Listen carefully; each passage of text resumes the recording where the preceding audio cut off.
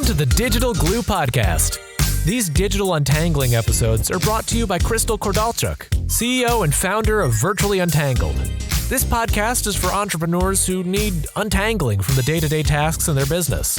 These virtual world untanglers never underestimate the power of a good idea. And if that sounds like a lofty goal, well, it is. A decade ago, Virtually Untangled was founded with the goal of creating meaningful digital experiences that connect with people. Crystal and her team of honorary untanglers are now providing business owners just like you the opportunity to own your story and share it with the world. So, every Tuesday morning, she'll be dropping a new episode that will help you think big and dream even bigger. Let's dive into today's episode. Do you remember the movie Jaws? I might be dating myself with this analogy, but my brain works in mysterious ways sometimes. Jaws, of course, is the 1975 American thriller directed by Steven Spielberg, which was also based on a novel of the fears of being attacked by a great white shark. Of course, the music was brilliantly scored and won many awards, leaving moviegoers with a haunting melody that has been referenced in many comedy sketches, involving predators of the human and the non-human variety. I can still hear that tune in the back of my mind whenever someone is trying to sell me something I don't want, and the little hairs on the back of my neck stand straight up. You can tell when the hunt is on. One of my friends told me a story of the time she went to a furniture store as she was in the market for a new sofa. Granted, this story took place about a decade ago, and we have learned oh so many things about sales techniques since then. She walked into the store, stopped for a second, realized the living room section was at the back of the store, and started making her way towards it. From the moment she walked in, a lady with a fierce bun twisted tightly on top of her head rose from her seat at the counter in a buttoned-up, very drab brown suit, straightened her name tag, and walked to the front of the counter.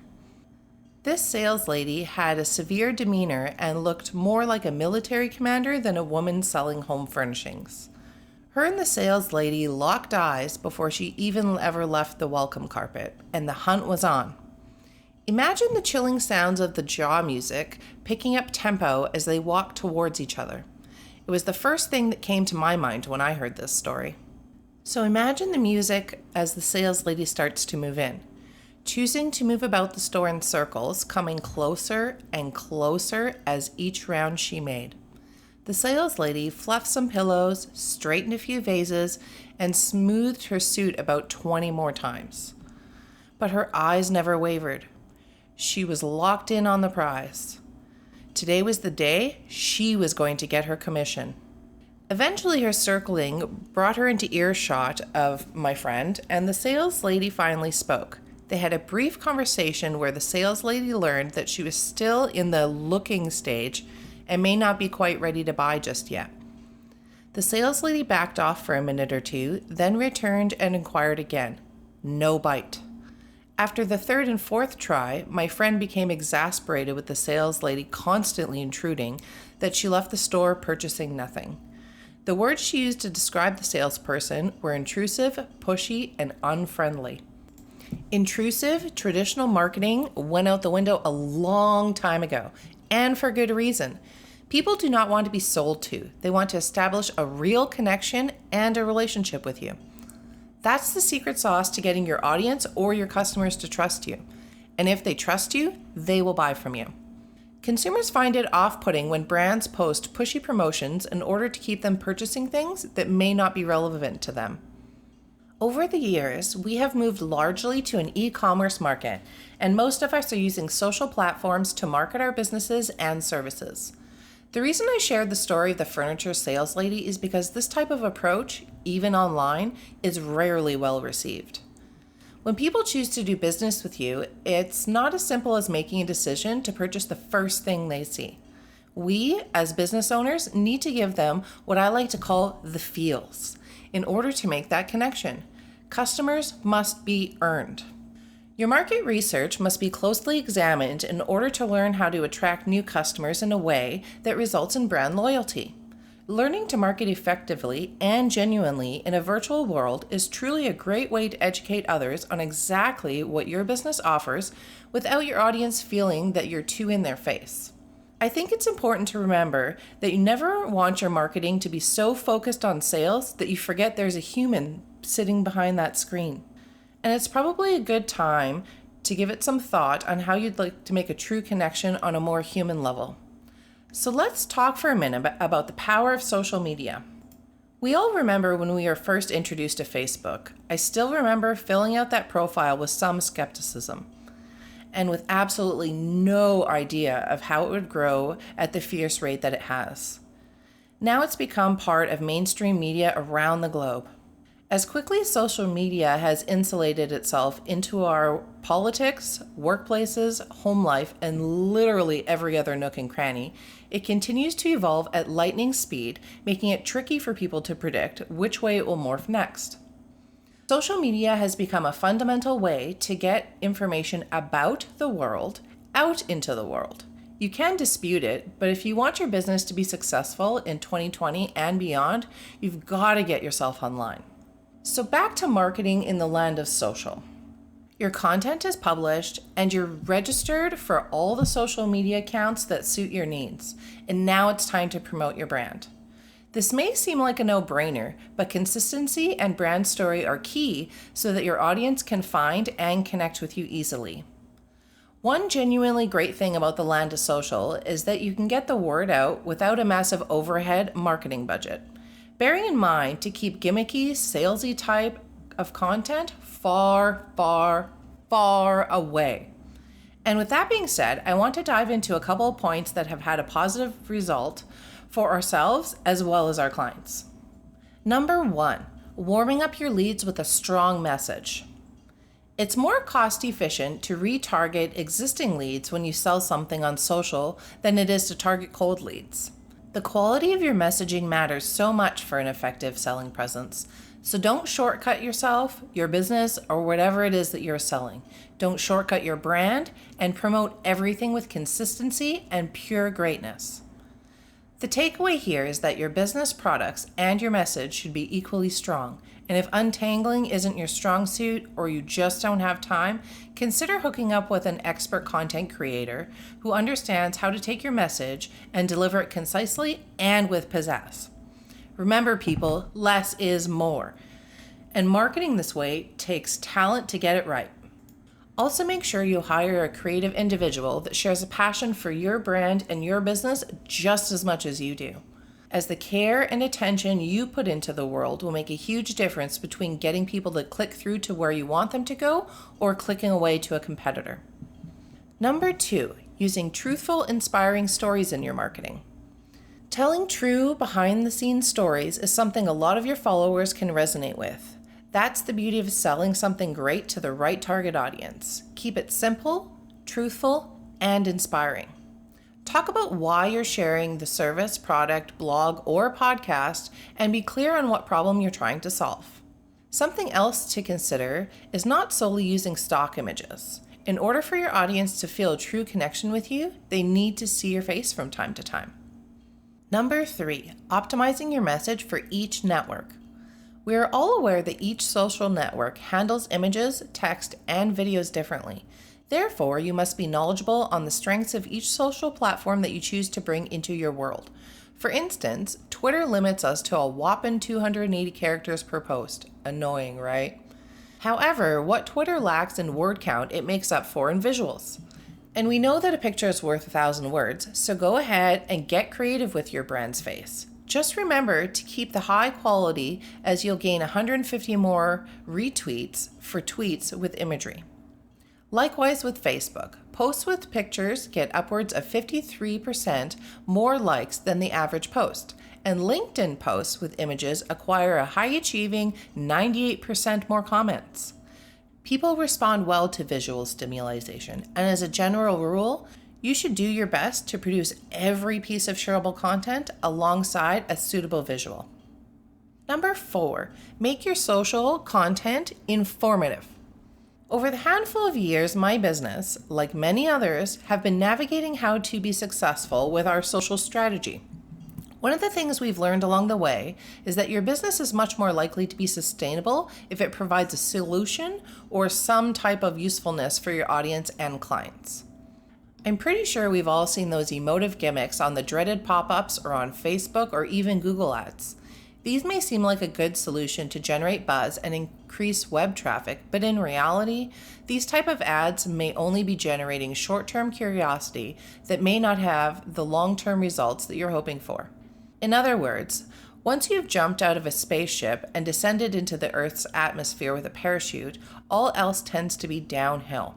It's kind of a humorous analogy, but it's also true. People want solutions.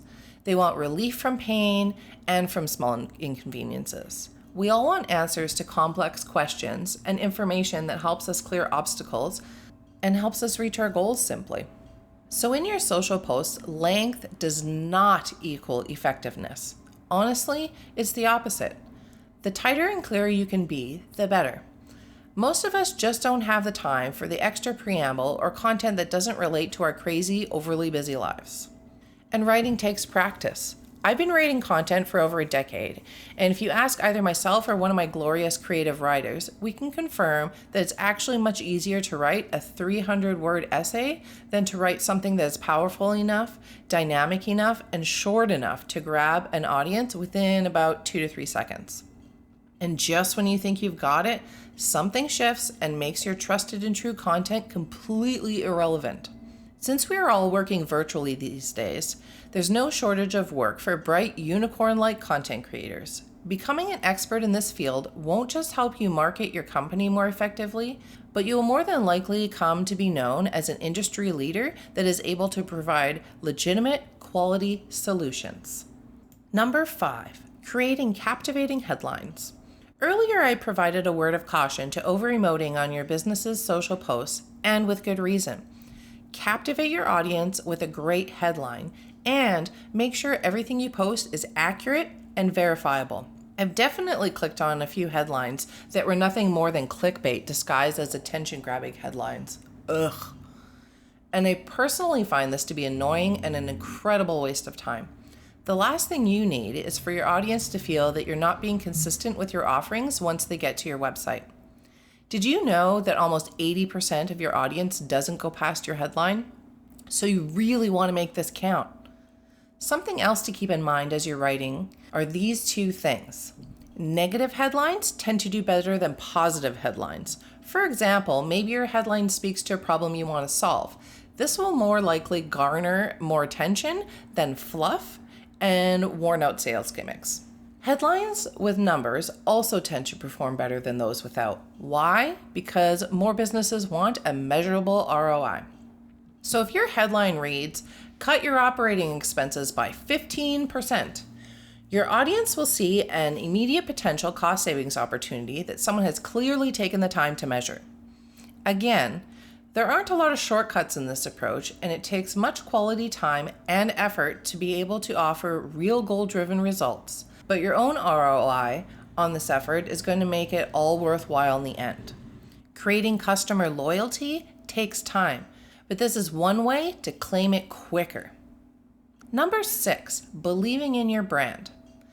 This has literally been stressed in over 100 of my 300 blog posts, and it's truly that important. You must be passionate about your business, as in, you need to be about 110 million% confident in whatever you're trying to promote or share with the world. If you remember the sales lady's story we shared at the beginning of this episode, it's very likely that she didn't seem happy because truthfully, she wasn't. Selling furniture probably isn't her jam, and you're going to be hard-pressed to scale if you really don't love what you're doing. So having lukewarm feelings will absolutely show, and you won't come across as very genuine. For example, I am very passionate about design and organization.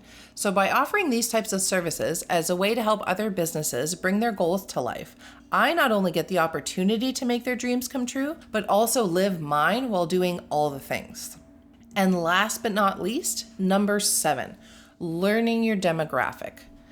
The more you understand your target market, the less you will resort to using dusty, old, salesy content that's just not going to help you anyways. Connecting and engaging with your audience is crucial in today's virtual world, especially if you want to turn a profit, but you gotta know your people. You should be able to pinpoint their needs, wants, dreams, and desires. This is the bread and butter of a successful social media marketing plan. So how can you better understand your demographic? Survey your audience to better grasp their pain points. Take part in conversations in online groups filled with your dream leads. Respond to comments on your blog, social media posts, as well as on other people's blogs and posts with the same audience. Collect all the feedback. Once you're able to get a real feel for your target audience, you'll be better equipped to help. People want to deal with a business that genuinely cares and understands, not a faceless brand just out to empty their wallet. Engaging is just so huge, and it probably seems like we've beat this point to death by now, but everything keeps pointing back to this principle. One last point before we wrap up, and it's so simple. Not to mention, people love to engage with this. We all love free stuff. Like, who doesn't? So consider hosting a contest or offering free one-on-one calls. People love to be actively engaged in a way that appeals to their sense of excitement, and this gives them a chance to do just that. Plus, you'll likely see a boost in followers, an increase in your online visibility, and pump up your engagement big time. Part of the key to executing this successfully is to offer something of tremendous value, and I'm talking something that'll completely be irresistible to your audience. A couple of things to keep in mind. Figure out your goals. Do you want more Instagram followers, Twitter followers, Facebook page likes, LinkedIn connections? And if so, out of all those, how many? Decide what social channels you will host the said freebie on. Come up with a timeline for start and finish and prize presentation. Then lastly, create the content and promote the heck out of it. It's time to get your people invested and aim to have your audience do some of the heavy lifting. Set things up so they can get extra entries for sharing or by completing tasks like pin on Pinterest or share on Facebook or follow on Instagram. It's literally genius. Your contest will basically run itself. And that's a wrap. Virtually Untangled is a full-service business, which means they've got you covered on design and content right through to digital and organization. You'll form a long-lasting relationship with them as collaboration is central to everything they do. Now it's time to seize the moment and become inbox friends. It's easy to do. Just hop on over to virtuallyuntangled.com or their Facebook page to opt in and receive instant access to the most inspirational ride of your life. So what are you waiting for? Become inbox friends with VU. Until the next episode, keep untangling.